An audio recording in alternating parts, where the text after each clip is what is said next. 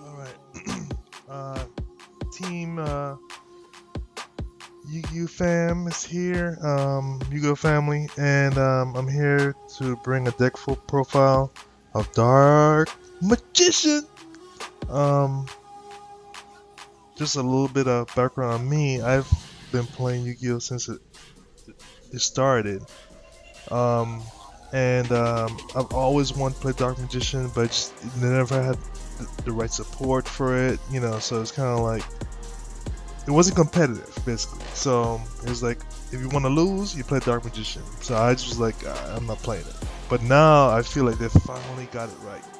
It has the right spells, traps, monsters. So it's like, let's go. You know, it's not gonna be tier 0, nothing like that. But it's fun to play, and you'd be amazed at how many matches you can actually win. So without further ado, my favorite decks right now is Dark Magician. So let's start off with the monsters.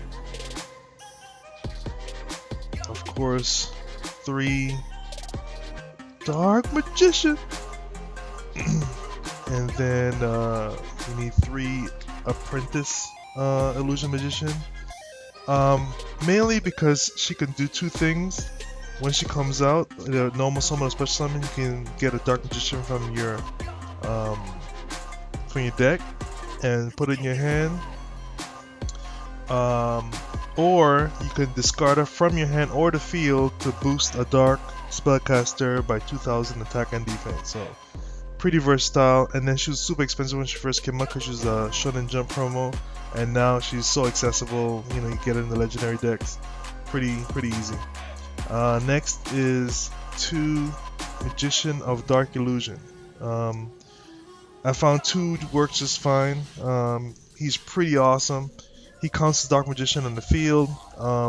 When you flip over a magical trap card, you can special summon him from your hand on the opponent's turn to the field, and he triggers off the circle, and he's pretty cool, pretty easy. And then when he's on the field, if you use Itemize and get rid of Dark Magician, then his ability triggers and you can special summon Dark Magician back to the field. So the recursion is pretty incredible. So I figure he's good at 2. After playtesting, it was obvious that he's best at 2. Next is Magician's Rod. This is the Stratos of the deck. It gets you any magical trap card that specifically states Dark Magician's name. And then the cool part about him is, even when he goes to the graveyard, you can bring him back to your hand by tributing a spellcast. So if you have a spellcast in the field, say they play Darkhold or Regaki, and they try and get rid of Apprentice Magician, you can trigger his effect and destroy it. Well, you can trigger his effect by activating a magical trap card on your side of the field, and then his ability triggers, and then you can tribute up your spellcaster and then put him back in your hand, so you can keep getting magic and trap cards. So he's pretty cool. Here's a new spicy tech I just put in the deck, and I've been testing it out and it's been working perfectly. Kaiko is amazing. You have to play with 3 in your deck. He is so cool. When he attacks and does battle damage, you can target up to 2 monsters in the opponent's graveyard and banish them. And then his ongoing ability is your opponents cannot banish cards from either player's graveyards. So let's say, anything that banishes from the graveyards, even ABC decks, what are decks? Cosmo decks. You're not banishing nothing. So the abilities are shut down. It's so freaking amazing. It's great. I love it. Another spicy tech, Eater of Millions. Oh man. Eater of Millions is so freaking perfect for this deck. It's amazing. First of all, he's dark, so he's father for a Lord Darkness. So even if you can't use him for whatever reason, you can still use him to draw 2 cards. And then when he comes out in the field, well, he got the specials on him by removing from the field, your hand, or the extra deck 5 monsters minimum. So you get rid of 5 monsters or more, and he gains 100 for every removed from card. Every card removed from that's banished. You can he gives 100 attack and defense. So he can get bigger, especially if you play Cloud of Desires. I mean, he can get up to pretty high, I will say. And then this deck banishes a lot, so he can get pretty big. And then the key to it is whenever Eat of Millions attacks a monster during the damage step, I mean before you even take any damage, you get to activate his ability and remove that monster face down. Oh, banish face down. It's amazing. So you have to worry about having just 2500 attack with Dark Magician. Eat of Millions gets rid of all that, and it's a special summon. So you don't even need you don't have to worry about normal summoning it out. So it's pretty cool. So those are the monsters. Next is spells and traps. I got 3 Secret Village of Spellcasters. This card is a double-edged sword, but it's freaking broken. If I'm playing a Cosmo, not a Cosmo, because Cosmo has spellcasters in it. Like say I'm playing Spirals. If I get this out and I have a spellcaster on the field, they can't play magic cards. So sorry, I don't have to worry about terraforming and Spiral Last Resort, any of that kind of stuff. I mean, it's freaking amazing. They have to pass their main phase 1, attack the monster, get rid of the monster, my spellcaster, just to play spell cards. Some people just scoop. As soon as I set up the board and I have a spellcaster and Secret Village on the field, oh, they scoop. It's over. You know, especially if all magic cards in your hand, it's a wrap.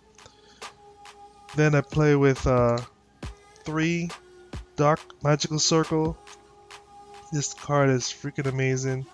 You can look at the top 3 cards and any cards that specifically state Dark Magician. Any spell or trap card that specifically states Dark Magician or Dark Magician itself, you can put in your hand. So this card is awesome. You can cycle through the top of your deck and get a Dark Magician card and put in your hand. And on top of that, you get to rearrange the rest of the cards back on top of the deck any order you want to. So using this with Upstart Goblin is amazing. So I can rearrange it with a card that I want and just play Upstart Goblin and get that card. It's pretty amazing, pretty cool.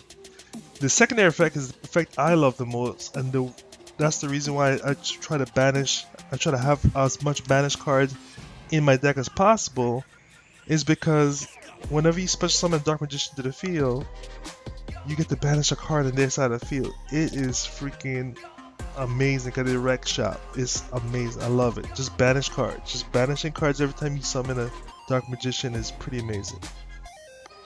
Next is 2 Ayatamayas, because Eternal Soul and the Dragon Knight, Dark Magician Dragon Knight is amazing. So gotta get the fusion out.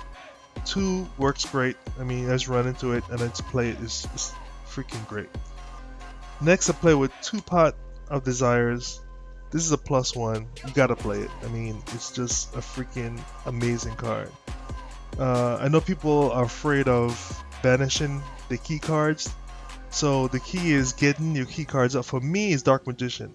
Once I get at least 2 Dark Magicians out of my deck in my hand, I play this no problem. And I'm not worrying about banishing anything besides Dark Magician. If I don't have Dark Magician, my deck is dead. So I gotta pull him out first. But that's usually pretty easy.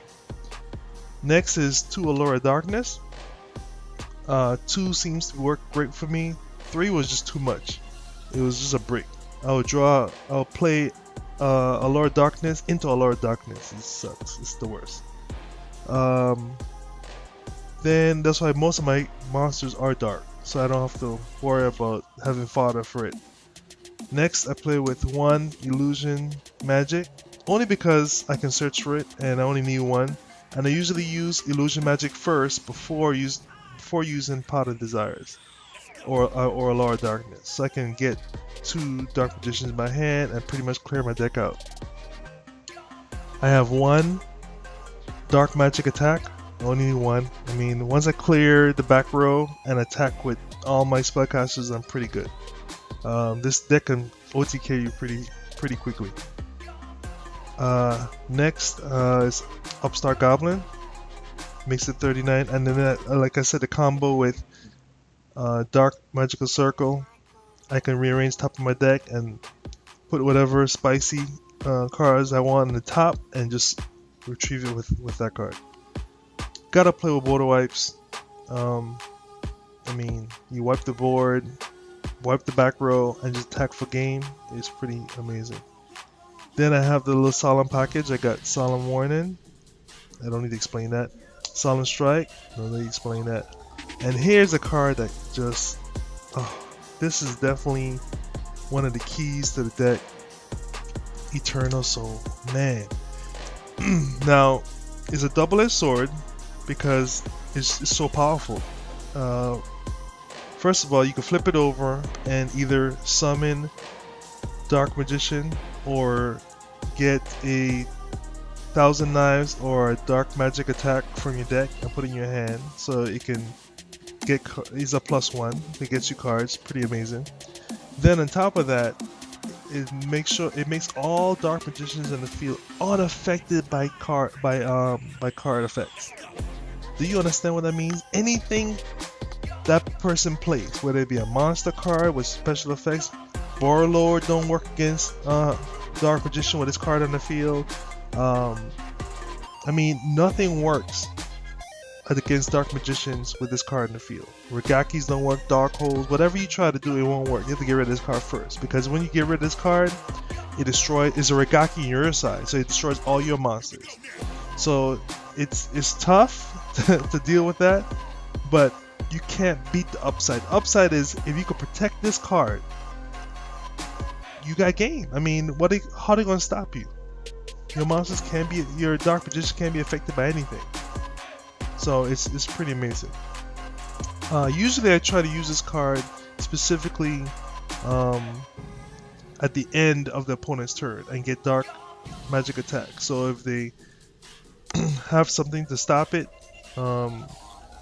then you know, is at the end of the turn, I got a chance to recover and I get a card on top of that. So you just gotta use it at the right time. Next is 2 Magician Navigation. Great card. I mean, the fact that you can special summon Dark Magician from your hand and special summon from your deck any Dark Spellcaster is freaking amazing. And there's some pretty cool combos you can do with it. And then on top of that, if it's in your graveyard, the next turn you can negate a magical trap card. I mean, that's coming so clutch for me, it's crazy. Last but not least is Skill Drain. This card by itself just shuts down Light Swarms. It shuts down Burning Abyss. Because they rely on monster effects. And once you rely on monster effects and you have this, you're dead. Because I have Dark Magician, I don't have to worry about my monster effects. Because Dark Magician is a normal monster, it's a vanilla. So you have to worry about this with your deck. It's pretty amazing.